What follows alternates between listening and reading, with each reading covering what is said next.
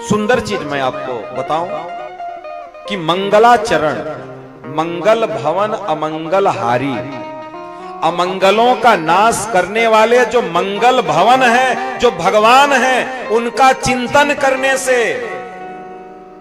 आपका आचरण भी पवित्र होता है, मंगल होता है। इसीलिए कहते हैं कि अगर आप प्रभु का आश्रय करेंगे तो मन भी मलिन नहीं होगा, मन भी मलिन नहीं होगा। इसीलिए कहते हैं जैसे कुछ भी, जैसे हम लोग बोलते हैं, आते हैं, बैठते हैं, आरती होती है, पहले मंगलाचरण करते हैं, प्रभु की वंदना करते हैं, गुरु वंदना करते हैं, उसके बाद करते हैं। आप भी जाते हैं, अपना व्यवसाय प्रारंभ करते हैं, दुकान खोलते हैं, पहले अगरबत्ती भगवान को, लक्ष्मी गणेश को दिखाते हैं, हाथ जोड़ते हैं, तब दुकान में बैठते हैं। वही अगरबत्ती दिखाना ही आपका मंगलाचरण है। इसलिए कुछ भी कार्य करने से पहले हम प्रभु को याद करते हैं। इसलिए प्रभु का चित्त में मैं बोला ना कि अगर आप थोड़ा सा नाम का आश्रय लेकर के, थोड़ा सा अगर भजन, मैं ये नहीं कहता कि आप सारा काम छोड़ करके बाबा जी बन जाओ, अरे 24 घंटे में समय निकाल करके प्रभु के लिए, और ये नहीं प्रभु का केवल अभिवादन स्वीकार करना, प्रभु आपने हमको बहुत कुछ दिया है, आपके चरणों में कुछ सुमन पुष्प अर्पित कर रहा हूं, और कुछ नहीं। इसलिए उनका अभिवादन करना है। तो इसलिए कह रहे हैं कि पहले मंगलाचरण की, मंगलाचरण प्रभु का चिंतन करने से आचरण भी मंगल होता है, मन भी पवित्र होता है, और हमें सद्विचार, सद्बुद्धि प्राप्त होती है। विचार प्राप्त, कह रहे हैं कि वो प्रभु जिनका न तो जन्म होता है न मृत्यु होता है, स्वराट हैं, विराट हैं, ब्रह्मा आदि को भी जो ज्ञान प्रदान किए हैं संकल्प के द्वारा, जिनकी लीलाओं को देख करके देवता भी मोहित हो जाते हैं, ऐसे जो प्रत्येक कण कण में विराज हैं, तेजो वारि मृथाम यदा विनिमयो यत्र त्रिसर्गो मृषा, त्रिसर्ग में ऐसा कोई तत्व नहीं है जहां पे उनकी सत्ता नहीं है। इसीलिए तो धामना स्वेन सदा निरस्त कुहकम सत्यम परम धीमहि, इसलिए उनका ध्यान करने से निरस्त कुहकम, जीवन के सारा अज्ञान दूर हो जाता है, उनका चिंतन करने से विवेक आता है, उनका चिंतन करने से हृदय प्रकाशित होता है, बात खुली जब जानिए अंतः भया उजास, और जो कुछ भी सोही बनी पूरी मन की आस। कहते हैं हृदय में अगर आपके प्रकाश आ गया तो कहते हैं ना, आप जो चाहेंगे वो आपको मिलेगा, जो चाहेंगे आपको मिलेगा। हृदय में प्रकाश होना चाहिए, वो ज्ञान का प्रकाश, जो प्रभु के नाम का प्रकाश है, वो आपके हृदय में होना चाहिए। आज सुबह ही हमारे रमेश भैया बैठे थे, कई महात्माओं की चर्चा कर रहे थे, बोले कि कहिए तो दूध ला दे, कहिए तो अमरूद ला दे, कहिए तो कुछ ला दे, कहिए तो कुछ लाए। आपके हृदय में प्रभु का वास हो जाएगा, अमरूद हृदय का, स्वयं भगवान आ जाएंगे, आपके सामने खड़े हो जाएंगे, इतनी सामर्थ्य है। इसलिए बार खुली जब जानिए अंतः भया उजास, जो कुछ भी सोही बनी पूरी मन की आस, पूरी मन की आस। इसलिए धामना स्वेन सदा निरस्त कुहकम, जीवन का अज्ञान अंधकार नष्ट हो जाता है, नष्ट हो जाता है। कब? सत्यम परम धीमहि, जब वो सत्य संकल्प भगवान के चरणों में, धीमहि, धी का मतलब बुद्धि, मही का मतलब होता है समर्पण करना। जब अपनी बुद्धि को हम प्रभु के चरणों में समर्पित करते हैं, हमारा अज्ञान नष्ट हो जाता है, अज्ञान नष्ट हो जाता है। धर्म प्रोज्झित कैतवोत्र परमो, कपट रूपी धर्म में फंसे हैं। आप लोग कहेंगे कि धर्म में भी कपट है, बिल्कुल धर्म में भी कपट है। हे शिव द्वार बाबा, हमारा व्यवसाय बढ़िया चले, का है कपट है। आज कड़वा चौथ का व्रत है, हमारा आदमी का बढ़ जाए, उम्र बढ़ जाए, रोज तुम उनका कलेजा खाओ और एक दिन आरती उतारो, उनकर उम्र बढ़ी है, उम्र बढ़ी, एक दिन आरती उतारे से। अरे हम तो कहते हैं कड़वा चौथ व्रत न रह करके मीठा मीठा अपने पति से बोलना प्रारंभ कर दो। आप जानते हैं किसी की पत्नी अगर मधुर भाषणी हो जाए, अगर वो मीठा बोलना शुरू कर दे, तो पत्नी की आवाज जानते हैं टॉनिक का काम करती है। पति के हौसले को, उम्र को, सब कुछ को बढ़ा देती है। आप एक बार प्यार से कहती देखो इस बार 9 लखा हारे चाहिए, अब वो चाहे जहां से ले आवे लूट के लाता है कि नहीं? हाँ? लाता है। आप कहो तो वो कहां से क्या नहीं, अरे क्या क्या बोलते हैं, तारे तोड़ लाऊंगा चांद के, क्या क्या बात बोलते हैं, बाप रे। हाँ,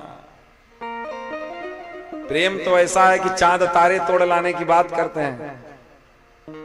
इसलिए देखो कपट धर्म, देखो आपके, मैं सच बता रहा हूं, करवा चौथ व्रत रहने से पति की उम्र बढ़ेगी क्या? नहीं बढ़ेगी, कदापि नहीं बढ़ेगी। बढ़ेगी कैसे? उसका रास्ता, घर में आए, मीठा बात करिए, मीठा बोलिए, प्यार से उसके साथ रहिए। आपके, हम तो कहते हैं केवल एक बात, आपके मीठा बोलने से उसकी आयु बढ़ जाएगी। मीठा बोलने से। इसलिए कपट धर्म का पालन नहीं करना है। हम बार बार कहते हैं प्रभु से मांगना ही कपट है।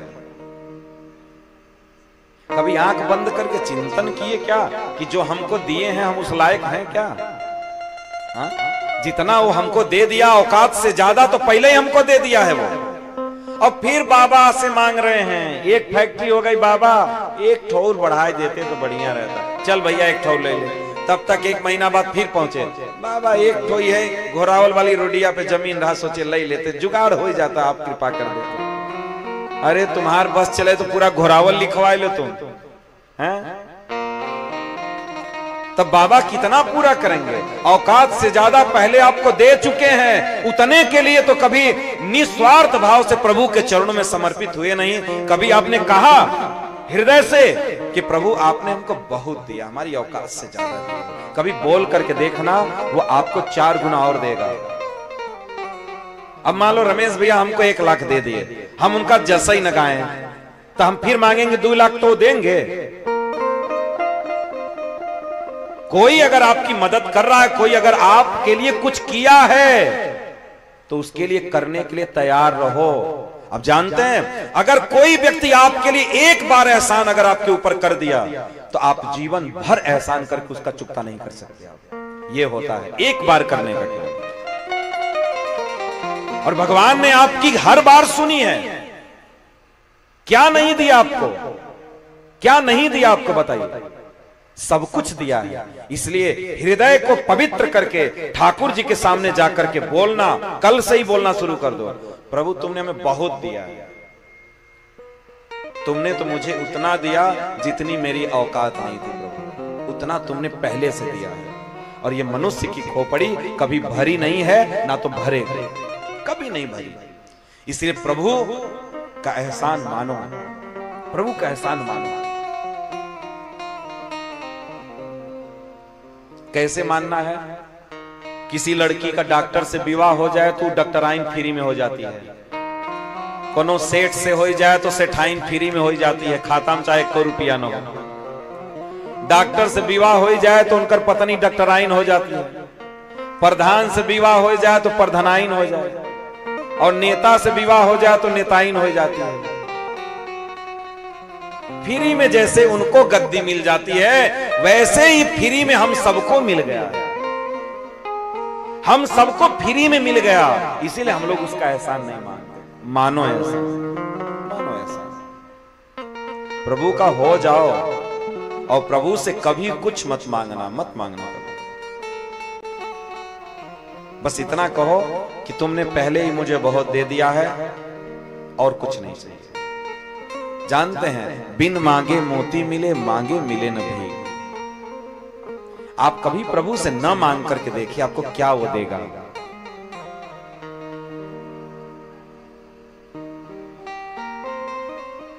केवट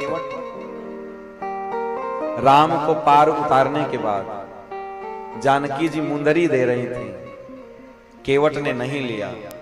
राम लखन सिय बहुत की, केवट कछु नहीं ली। बहुत देने का प्रयास किए केवट को, केवट ने नहीं लिया। तब प्रभु राम ने अपनी विमल भक्ति को देकर के केवट को विदा किया है। इसलिए मत मांगो प्रभु से, मत मांगो, मांगो वो जो गोविंद के चरणों में आपको पहुंचा दे, और वो है प्रभु की भक्ति। बस जानना, ये संपत्ति जो आप भगवान से मांगते हैं ना, ये पहले आपको मिल चुकी है। फालतू का अपना कहते हैं ना टिकट फालतू में गंवाओ मत, आप अपने मौके को गंवाओ मत। धन तो मां के गर्भ में आए थे तभी मिल चुका था। 5 चीजें क्या आपके काम की हैं, इसलिए बता रहा हूं। आयु कर्म च वित्तम च विद्या निधनमेव च पंचैतान्य सृजन्ते गर्भस्थस्यैव देहिनः।